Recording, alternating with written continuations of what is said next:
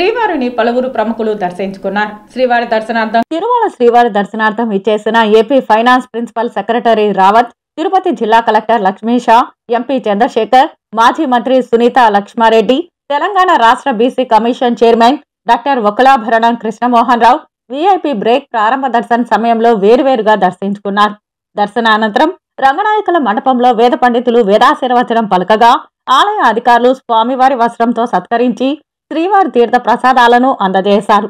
ఈరోజు స్వామివారిని దర్శనం చేసుకోవడానికి గల ప్రధానమైన కారణం, తెలంగాణ రాష్ట్రంలో శ్రీ యనమల రేవంత్ రెడ్డి గారు ముఖ్యమంత్రి అయిన తర్వాత వారి గతంలో వారి యొక్క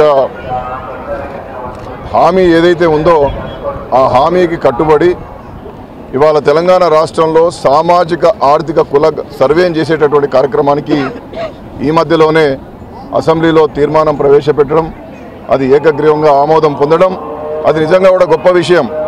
ఎందుకంటే బలహీన వర్గాలు చాలా కాలంగా తమ లెక్కలను తీసి ఆ లెక్కలలో తేలినటువంటి అంశాలకు అనుగుణంగా సమానమైనటువంటి ప్రయోజనాలు, సమానమైనటువంటి వాటా కల్పించాలని చెప్పి చాలా కాలంగా తెలంగాణ రాష్ట్రంలో కోరుకుంటూ ఉన్నారు.